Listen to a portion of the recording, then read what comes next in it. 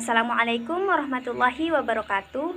Perkenalkan, nama saya Raudatul Nisah, NIM E1E019267, kelas 5G, nomor urut 36.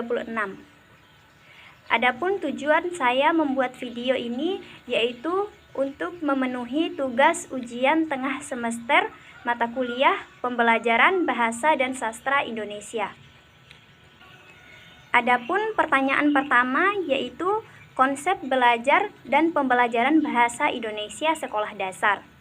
Dalam belajar dan pembelajaran bahasa terdapat 3 tipe belajar, yaitu yang pertama belajar bahasa. Belajar bahasa pada hakikatnya adalah belajar komunikasi. Oleh karena itu, pembelajaran bahasa diarahkan untuk meningkatkan kemampuan pembelajaran dalam berkomunikasi, baik lisan maupun tulis.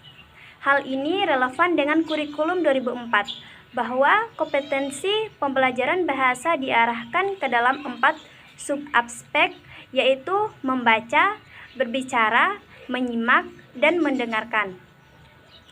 Sedangkan tujuan pembelajaran bahasa adalah keterampilan komunikasi dalam berbagai konteks komunikasi. Kemampuan yang dikembangkan adalah daya tangkap makna, peran, daya tafsir, menilai, dan mengekspresikan diri dengan berbahasa. Yang kedua yaitu belajar melalui bahasa. Belajar melalui bahasa merupakan pembelajaran bahasa yang mengacu pada perilaku dan proses berpikir yang digunakan oleh siswa, yang mempengaruhi apa yang dipelajari termasuk mengingat dan metakognitif, serta mempelajari sesuatu dengan menggunakan bahasa tertentu. Yang ketiga yaitu belajar tentang bahasa, di mana peserta didik belajar berkomunikasi dengan baik dan benar, serta mempelajari ilmu bahasa itu sendiri. Selanjutnya yaitu pertanyaan yang kedua yaitu prinsip pembelajaran bahasa Indonesia sekolah dasar, di mana prinsip merupakan asas dasar yang tidak boleh diabaikan dalam pembelajaran. Dalam konteks pembelajaran bahasa, terdapat beberapa prinsip pembelajaran bahasa yang ditetapkan dalam kurikulum 2013. Di antaranya, A. Dari peserta didik diberitahu menjadi peserta didik mencari tahu. B. Dari guru sebagai satu-satunya sumber belajar menjadi belajar berbasis aneka sumber belajar. C. Dari pembelajaran parsial menuju pembelajaran terpadu. D. Dari pembelajaran yang menekankan jawaban tunggal menuju pembelajaran dengan jawaban yang kebenarannya multidimensi. E. Pembelajaran yang berlangsung di rumah, di sekolah, dan di masyarakat. F. Pembelajaran yang menerapkan prinsip bahwa siapa saja adalah guru, siapa saja adalah peserta didik, dan di mana saja adalah kelas. G. Pemanfaatan teknologi informasi dan komunikasi untuk meningkatkan efisiensi dan efektivitas pembelajaran. Dan yang terakhir yaitu pengakuan atas perbedaan individual dan latar belakang budaya peserta didik. Pilihlah 4 prinsip dan jelaskan maksud dari setiap prinsip berdasarkan pemahaman Anda. Di mana di sini saya memilih prinsip yang pertama, yaitu dari siswa diberitahu menjadi siswa mencari tahu. Pembelajaran mendorong siswa menjadi pembelajar aktif. Pada awal pembelajaran, guru tidak berusaha untuk memberitahu siswa, karena itu materi pembelajaran tidak disajikan dalam bentuk final. Pada awal pembelajaran, guru membangkitkan rasa ingin tahu peserta didik terhadap suatu fenomena atau fakta, lalu mereka merumuskan ketidaktahuannya dalam bentuk pertanyaan. Jika biasanya kegiatan pembelajaran dimulai dengan penyampaian informasi dari guru sebagai sumber belajar, maka dalam pelaksanaan kurikulum 2013, kegiatan inti dimulai dengan siswa mengamati fenomena atau fakta tertentu. Oleh karena itu, guru selalu memulai dengan menyajikan alat bantu pembelajaran untuk mengembangkan rasa ingin tahu peserta didik, dan dengan alat bantu itu guru membangkitkan rasa ingin tahu peserta didik dengan bertanya. Selanjutnya yaitu dari guru sebagai satu-satunya sumber belajar menjadi belajar berbasis aneka sumber, di mana pembelajaran berbasis sistem lingkungan dalam kegiatan pembelajaran membuka peluang kepada peserta didik sumber belajar seperti informasi dari buku siswa, internet, koran, majalah, referensi dari perpustakaan yang telah disiapkan, dan lain sebagainya. Pada metode proyek pemecahan masalah atau inquiry, siswa dapat memanfaatkan sumber belajar di luar kelas. Dianjurkan pula untuk materi tertentu peserta didik memanfaatkan sumber belajar di sekitar lingkungan masyarakat. Tentu dengan pendekatan ini pembelajaran tidak cukup dengan pelaksanaan tatap muka dalam kelas. Yang selanjutnya yaitu dari pembelajaran parsial menuju pembelajaran terpadu. Nah, di mana mata pelajaran dalam pelaksanaan kurikulum 2013 menjadi komponen sistem yang terpadu. Semua materi pelajaran perlu diletakkan dalam sistem yang terpadu untuk menghasilkan kompetensi lulusan.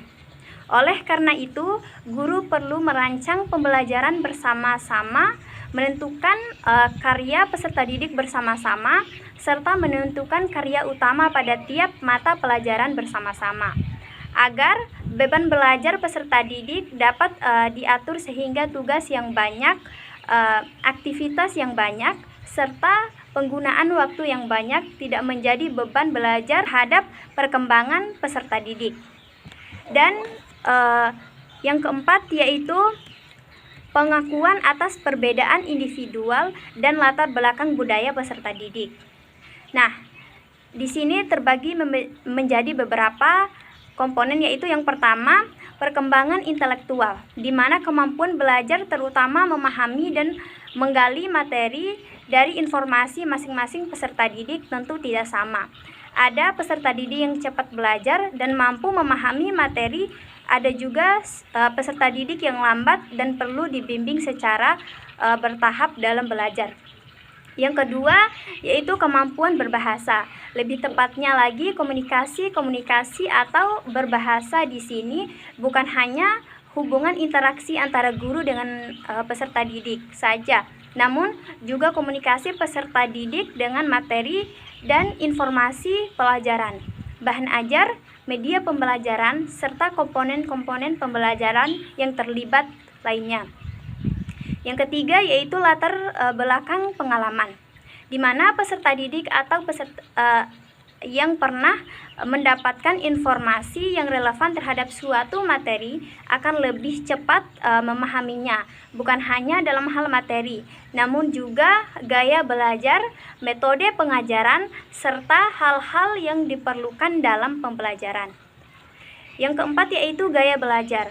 Peserta didik satu tentu memiliki gaya dan kebiasaan belajar favorit dan mampu mempercepat pemahaman terhadap materi yang dipelajari, bukan hanya dalam kebiasaan namun juga dalam kondisi tertentu. Misalnya, seorang peserta didik lebih mampu belajar dalam keadaan yang tenang dan hening sehingga mampu mempercepat pemahaman materi. Selanjutnya yaitu yang kelima, bakat dan minat. Bakat dan minat ini berasal dalam diri masing-masing peserta didik dan sangat penting untuk digali, ditemukan sehingga mampu dioptimalkan sebagai kemampuan yang dapat dikembangkan. Misal, seorang peserta didik lebih mampu untuk mempelajari pelajaran matematika, di mana di situ adalah bakat, atau peserta didik sangat menyukai pelajaran praktik fisika dan di situ adalah minat.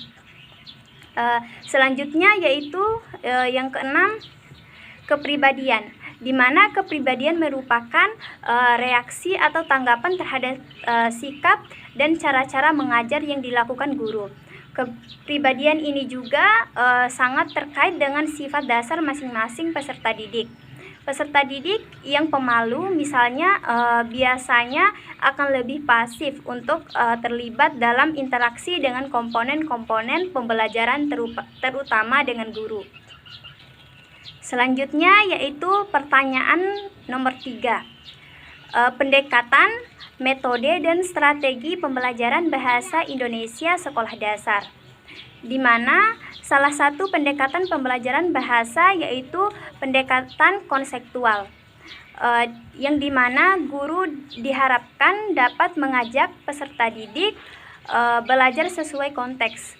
Pembelajaran diarahkan untuk mengaitkan materi pembelajaran guna memecahkan masalah dalam kehidupan sehari-hari. Dalam pendekatan kontekstual terdapat beberapa komponen. Jelaskan beberapa komponen pendekatan konseptual dalam pembelajaran bahasa Indonesia berikut. Yang pertama yaitu inquiry, di mana komponen ini merupakan rangkaian kegiatan pembelajaran yang menekankan pada proses berpikir secara kritis dan analitis untuk mencari dan menemukan sendiri jawaban suatu masalah yang dipertanyakan. Proses berpikir itu sendiri biasanya dilakukan melalui tanya jawab antara guru dan peserta didik. Sedangkan dalam bentuk pelaksanaannya, inquiry menekankan pada aktivitas peserta didik secara maksimal untuk mencari dan menemukan di mana inquiry menempatkan siswa sebagai subjek belajar, dan urgensi dari komponen tersebut, di mana inquiry ini sangat penting bagi peserta didik sekolah dasar, terutama dalam pelaksanaan pembelajaran bahasa Indonesia. Yang kedua yaitu modeling atau pemodelan, di mana komponen ini merupakan konsep belajar yang membantu guru mengaitkan antara materi pembelajaran dengan situasi dunia nyata siswa, dan mendorong peserta didik membuat hubungan antara pengetahuan yang dimilikinya dengan penerapannya dalam kehidupan mereka, serta menghubungkan antara materi pelajaran yang diajarkan dengan situasi dunia nyata peserta didik, sehingga mendorong peserta didik untuk membuat hubungan antara pengetahuan yang dimilikinya dengan menerapkannya dalam kehidupan mereka sehari-hari. Dan yang ketiga yaitu refleksi, di mana refleksi adalah untuk mengekspresikan kesan konstruktif, pesan, harapan, dan kritik terhadap pembelajaran yang telah diterima peserta didik, dengan memikirkan apa saja yang baru dipelajari, menelaah dan merespon kejadian semua aktivitas atau pengalaman yang menjadi dalam pembelajaran. Kegiatan refleksi ini sangat penting dan berpengaruh bagi peserta didik, karena dengan melalui refleksi, peserta didik dapat menuangkan kembali apa saja yang telah dipelajari. Selanjutnya yaitu pertanyaan keempat, IPK dan tujuan pembelajaran. Dalam perancangan pembelajaran, indikator pembelajaran, kompetensi dan tujuan pembelajaran merupakan komponen penting. Keduanya merupakan bentuk perincian dari kompetensi dasar sebagai tujuan utama pembelajaran setiap jenjang kelas di SD, dan jawablah pertanyaan berikut guna memetakan pemahaman Anda terkait IPK tujuan pembelajaran. A. Dalam tabel kata kerja operasional, kelompok mana yang termasuk low order thinking skill atau LOTS dan high order thinking skill atau HOTS? Dan pertanyaan yang ke-B yaitu dalam menulis tujuan pembelajaran yang baik terdapat komponen A, B, C, dan D. Jelaskan setiap komponen tersebut sesuai pemahaman Anda beserta contohnya. Dan pertanyaan yang ke-C yaitu perhatikan beberapa tujuan pembelajaran berikut. 1. Siswa dapat mempraktikkan prosedur kegiatan wawancara sederhana. 2. Melalui kegiatan membaca clipping, siswa dapat menyebutkan unsur-unsur iklan. Analisis kedua contoh tujuan pembelajaran di atas. Apakah sudah tepat sesuai kaidah penulisan tujuan pembelajaran? Jika belum, komponen apa yang kurang? Bagaimana rumusan yang tepat agar menjadi tujuan pembelajaran yang efektif? Selanjutnya, jawaban nomor 4 bagian A, yaitu dalam kata kerja operasional yang termasuk dalam tingkat LOTS, yaitu kata kerja yang dimulai dari C1 sampai C3. Mengapa mulai dari C1 sampai C3? Karena masih terdapat pada tingkat kata kerja yang rendah. Sedangkan yang termasuk dalam tingkat HOTS yaitu dari C4 sampai C6. Mengapa demikian? Karena dari C4 sampai C6 merupakan tingkatan yang tinggi. Jawaban B yaitu yang dimaksud dari komponen A yaitu pada penulisan tujuan pembelajaran yaitu audiens, di mana contoh dari audiens tersebut adalah siswa ataupun orang lain. Selanjutnya yaitu komponen B, di mana yang dimaksud dari komponen B adalah behavior. Contoh dari behavior yaitu mampu mempraktikkan prosedur. Selanjutnya yaitu komponen C, di mana yang dimaksud adalah condition, yang contohnya adalah kegiatan wawancara. Dan yang terakhir yaitu komponen D, di mana maksud dari komponen D yaitu degree dan contohnya adalah dengan benar dan bertanggung jawab. Dan yang terakhir jawaban dari bagian C yaitu tujuan pembelajaran yang tepat sesuai kaidah penulisan tujuan pembelajaran. Jadi, menurut saya dari tujuan pembelajaran tersebut belum tepat menurut kaidah penulisan tujuan pembelajaran.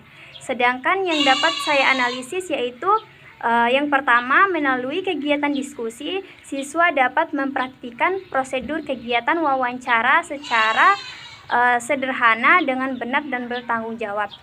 Yang kedua yaitu melalui kegiatan membaca clipping, siswa dapat menyebutkan unsur-unsur iklan dengan baik dan benar.